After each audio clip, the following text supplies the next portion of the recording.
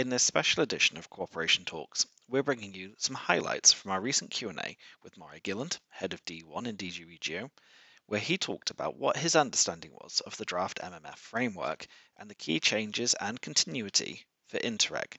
In this recording, we'll specifically focus on the Interreg Plan and its chapters.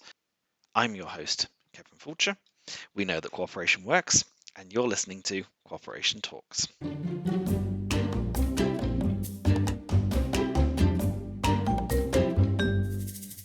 In our first round of questions, we focused on the Interreg Plan and specifically the chapters which will be replacements for programmes in the post-27 period. In terms of the summary chapters and their submission, is there anything you know about who needs to pre-approve them? Similar to the programme documents, is there anything that's changed based on the current regulations into the future? I think the straightforward answer at this stage is no. I mean, if you go back, if you look at the current period, there's no explicit rules about how you put a programme together for the 21-27 period. We don't explicitly regulate for the requirement for a programming committee or how those structures are put together, etc. And, you know, as I tried to emphasize in the presentation, my thinking is that most programs will probably still take the same approach, will still put together a program document in the same way. It's just that the one extra step right at the end will be extracting the core information that needs to go into the chapter and creating that little chapter. So I don't see, again, you know, for me, this is one area where if the chapter aspect is a significant change in the mechanics, the actual steps up to that process will probably form part of the continuity exercise as well. How many chapters are foreseen? The answer to that lies in the point that I made about continuity in the programming process. As I said, we expect continuity with the existing programs. Then you would expect each of those programs to be putting forward their chapters for the future. Now, there is the possibility for people to come forward and, as I said, talk about potential geography changes to existing programs. And there's the theoretical possibility of people thinking about new programs. You know, nothing is fixed in absolute stone on that kind of situation, but, you know, the simple answer is currently we have 86 programs. We would expect the, you know, number of chapters to be there or thereabouts. Is there a minimum number of chapters you would need in order to actually push the first version of the Interreg Plan, or would you publish even if you only had one? And connected to that, in terms of the revisions, again, is there a minimum number, or would it be kind of they're published every time on this 3-monthly basis? Working backwards on the revisions, I think honestly it's too difficult to say at the moment. We'd have to see how things develop. I mean, there's a possibility that we might end up with fewer changes than we've ever had in the past, because if the chapters are 5 to 10 pages, they may need less modification, because it's not the same as having a 100-page document where small things might change from page to page every now and again. So if we end up with fewer changes, maybe it will end up in the case that every time we get a request, we put through a modification because we don't know when the next one's coming. But that, I think we would probably end up having to play that by ear. Right at the beginning of the process, I think it's also something that we need to look at a little bit more procedurally. There's a possibility, but again, as I say, none of this is really fixed yet. There's a possibility that we might actually have to adopt the first version of the Interreg Plan with no chapters attached, because there could be, from a legal point of view, we might need the first part, the general part with the articles, the regulatory elements, that might need to be legally adopted before anybody can send a chapter. Because otherwise, how do the programs, how do the member states know what legal requirements they're fulfilling? So there might be a couple of things that we need to see there. And again, it will also depend as we, you know, on the overall timing, how fast all of this moves, which is a kind of longer way of saying I don't know, but there you go.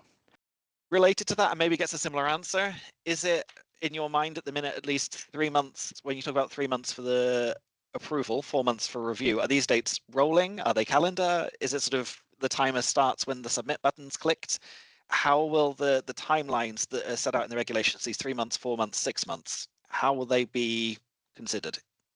The usual approach, there's been a kind of standardized approach, I think, really since the 1420 period on how we handle these things, is as soon as something hits the commission desk, the timer starts running. So when the button is clicked, if you like, in SFC, it starts running.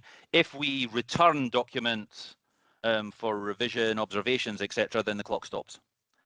The amount of information that's going to be contained in this summary that goes into the chapter, the requirement you have as a regio unit rather than you personally, obviously, to review the chapter to make sure it's got enough elements in that you can give it approval, and then also some requirements about provisions concerning management and control system.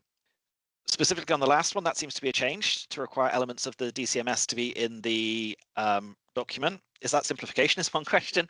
And secondly, in terms of this character count versus the detail, how do you think that can work in practice? Well, honestly, I think on the character count and detail, this is just part of an area where people have to change their way of thinking and change their rationale on this kind of thing. I mean, I've seen one or two questions which read, the size of the annex is not sufficient. It's not sufficient for what? It's sufficient to provide the level of information that the Commission is asking for. Now, again, if programs want to write much more detailed descriptions that they agree amongst themselves, then fine, you know, but again, there's no legal requirement for that.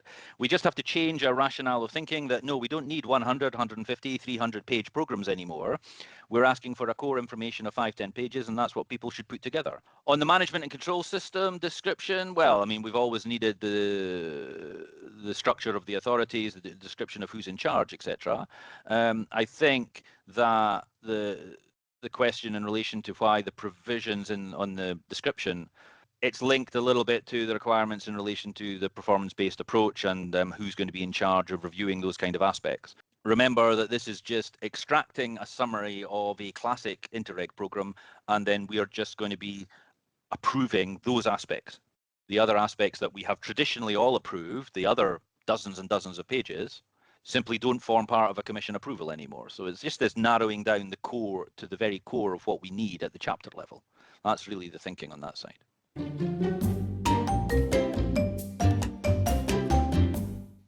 In our second set of questions to Moray, we've started talking about the new phrase, the modalities of Interreg. Is there any more information you can give us about what we should expect to find in those modalities? Or I think the pull quote is direct, detailed arrangements concerning specific implementation modalities. I've got follow-up questions on this on synergies, capitalizations, and small project funds. So you can answer globally or singularly as you prefer, and I'll follow up with you on those other points as well. I think broadly what I would characterize it, when we were having internal discussions, and I think if you sit down and talk to most of the Interreg community, and you look at the existing Interreg regulation from 21-27, if you ask the question, how much of this Interreg regulation do you really need to deliver Interreg, then I think most people involved in Interreg would say, well, you kind of need all of it. That's why it's there.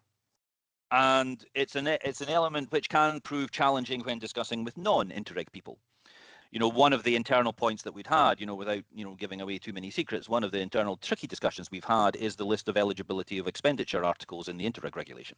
Because the reaction from central services in the Commission is a lot, why on earth are, well, A, we don't want eligibility of expenditure anymore because we're moving away from that, and B, why on earth have you got so much detail here on something in relation to eligibility of expenditure? Let the member states sort it out.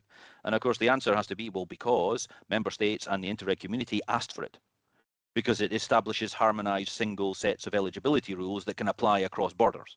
And there's a lot of the Interreg regulation that exists because it was demanded. It's not that something that the Commission has imposed. The same on small project fund. The reason we legislated for the small project funds for the first time in 21-27 explicitly is because there was significant demand for it. Include that so that we have standardized rules. So our starting point, if you like, is very much, we see that the vast majority of what's included in the existing Interreg regulation provides added value for the delivery of Interreg. Therefore, that's our starting point for the thinking on the Interreg plan. The implementing modalities are picking up most of the rest of the Interreg regulation that is not yet included in the ERDF regulation. That's the starting point. There are some elements which will fall. We have articles on thematic concentration. We won't have thematic concentration anymore. That won't exist in the Interreg plan either. So there will some that will not be there. The second aspect is, are there areas where we want to go beyond what we even put down in 21-27? Are there new aspects that might want to be added? And there you might be looking at aspects like capitalization and synergies and elements that have come out in particular from the consultation exercise over the last couple of years. Are there areas there that we want to include, that we want to build in? Slightly perversely, because we'll be talking about a Commission implementing act for the Interreg Plan, we might actually end up with more flexibility to include things like that in the plan than we would have been able to do in a Council Parliament regulation. Let's see. There will be people that are enthusiastic about that idea, about legislating for those type of areas. I have to admit, personally, I am cautious about over-regulating. Again, we have a very diverse Interreg community. Legislating for something because it makes a lot of sense on an internal cross-border might create significant difficulties if you're trying to implement an outermost region program on an external border. So again, you know, from a harmonization approach, we need to be careful about over-regulating. But I would say broadly that those are the two areas. We would be looking for the necessary continuity with the existing Interreg regulation on the one hand, and looking to see what we pick up and what we learn from the public consultation exercise with the Interreg programs and new elements that people have been looking for on the other. You mentioned being conscious of not over-regulating something. In terms of small project funds, things like that, particularly, where they don't necessarily need regulation or rules. Do you see there's a way of including them or a need to include them potentially in some way in the Interreg plan in order to acknowledge their existence in a regulatory level? Or is this just not realistic? Well, I think the Small Project Fund is a very good example of that. There was a clear and unambiguous demand from a significant group of programs and a significant group of member states to legislate for how Small Project Fund should work last time round. And that's why those articles exist in the regulation. There is equally a significant group of programs and member states who say, we don't need anything to do with small project funds and we don't want to use them. And many, many years ago, Marco and I used to work together on the Karelia program. And this was always one of my defense arguments when people were trying to impose, for example, small project funds everywhere. I said, if you go back and look at something like the Karelia program, you could pretty much argue that every single project we ever funded under the Karelia program in the past was a small project. But we never needed a small project fund. We never needed separate rules or a separate system. The program functioned very effectively with its own approach. So I think the small project fund area is an example where I would think we do need to regulate in the Interreg plan because some programs require it, but it shouldn't be something that's obligatory across Interreg. The challenge that we faced a little bit in the 21-27 discussion, we included text about how small project funds could operate and we included them as optional. And then we faced significant pressure during the negotiations with the European Parliament, which was trying to extend it as an obligation across the entirety of Interreg. So that's also why I'm cautious about over-regulating, because you never know what the consequences could be further down the road. I guess that equally applies to synergies, capitalization as kind of other modality points here. Well, capitalization is one that, you know, is I think a significant challenge. How would you legislate for that to impose a set of standardized approaches for those that want to use it? That's a little bit the challenge of the question there. What would you actually be regulating for? Capitalization and the importance of synergies and sharing knowledge and understanding across programs are hugely important and are something that we encourage and push, draw attention to on a regular basis. But what would you actually want to regulate and require? We hope you enjoyed this episode of Cooperation Talks. If you'd like to hear more from the webinar, you can check out the full recording on interreg.eu. You can find the recording in our library or by navigating to events and finding the MFF webinar, which took place on the 12th of September 2025. Thanks for listening. Until next time.